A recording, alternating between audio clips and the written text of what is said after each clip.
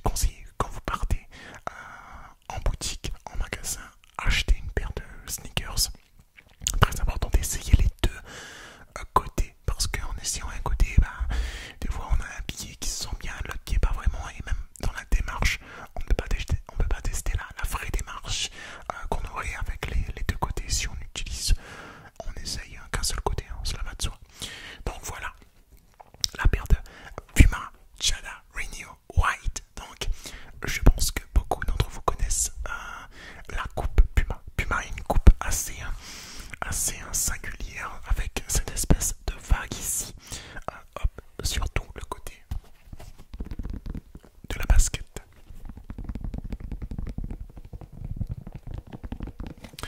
La vague traditionnelle de Puma, la paire est en full white.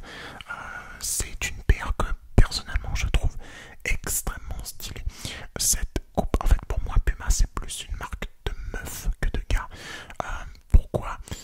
Pour cette coupe typiquement, là où un gars va acheter une Air Force One, bah, une fille avec la Jada Renew, typiquement en fait ça passe crème pour une fille, c'est clair et net. Enfin je trouve que ça passe crème.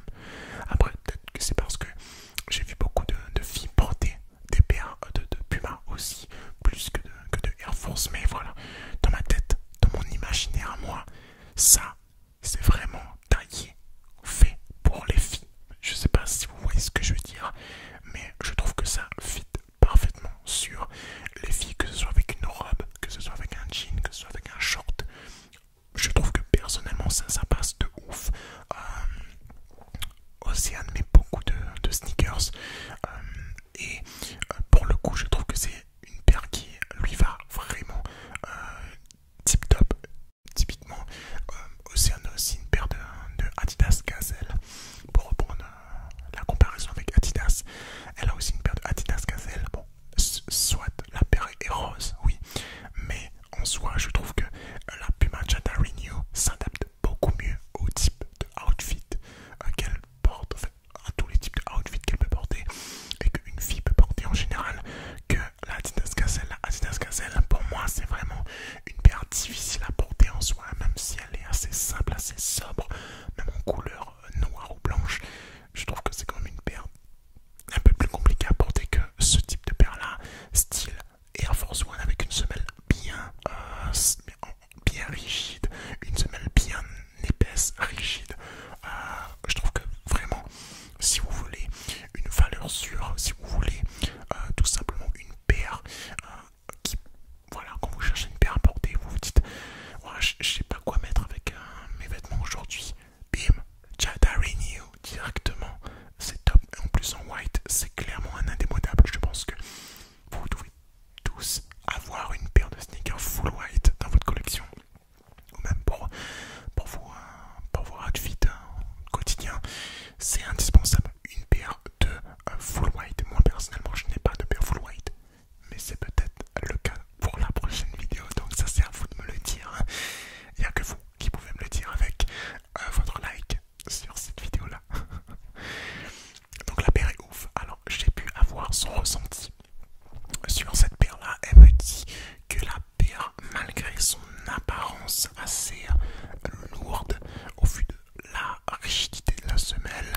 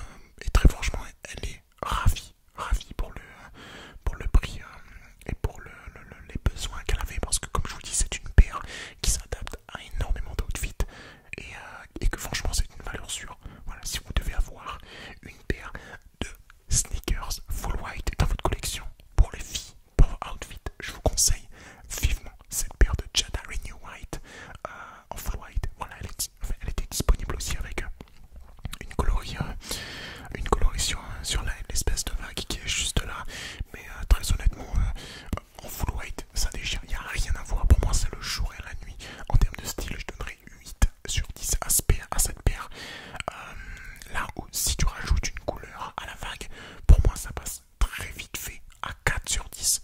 Voilà, en full white, ça, c'est du 8 sur 10. Mais dès que tu rajoutes une couleur, pour moi, ça détruit la paire. Enfin, je suis clair. Pour moi, cette paire, c'est portable que en full white. Si tu mets une couleur là-dessus, franchement, c'est très très compliqué à porter.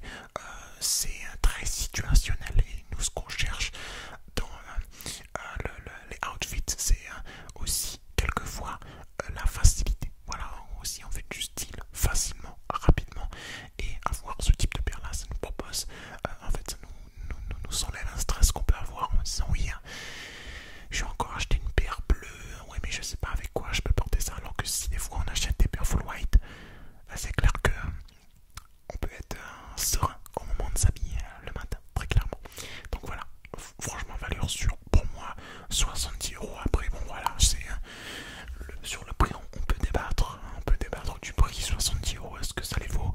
Pour moi, oui, parce que c'est de la qualité, c'est de la bonne paire, c'est du Puma, c'est ce qu'on connaît de Puma. Ils font de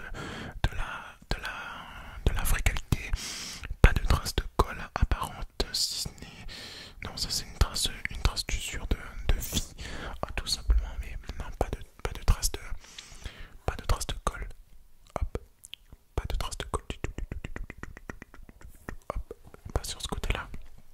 Je vous montre l'autre côté vite fait, hop, pas de traces de colle du tout.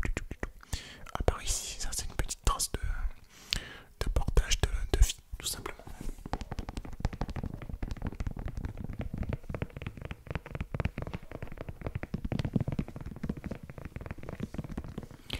L'arrière de la chaussure, l'avant de la chaussure, les lacets de la chaussure. C'est top, franchement c'est top. Aussi, petit conseil, j'en profite, ce genre de choses là, je vous conseille de laisser ça à chaque fois à l'intérieur de la paire. Ça permet tout simplement de garder la forme de la chaussure, parce que quand vous les mettez, parce que moi j'ai tendance à ranger, comme vous pouvez le voir, mes paires dans les boîtes. Je conserve toutes les boîtes de mes sneakers et j'ai tendance à les remettre dans la boîte. Mais quand je les remets dans la boîte, s'ils sont pas ça, ils ont tendance à s'affaisser un petit peu, notamment sur les chaussures en tissu. Moi j'ai pas beaucoup de chaussures en tissu là dans ma collection, si ce n'est là la Air Max, la R270 je crois, qui est en tissu. Donc voilà, à chaque fois je laisse bien le papier qui est dedans pour permettre de conserver la coupe, pour éviter que la paire ne s'affaisse sur elle.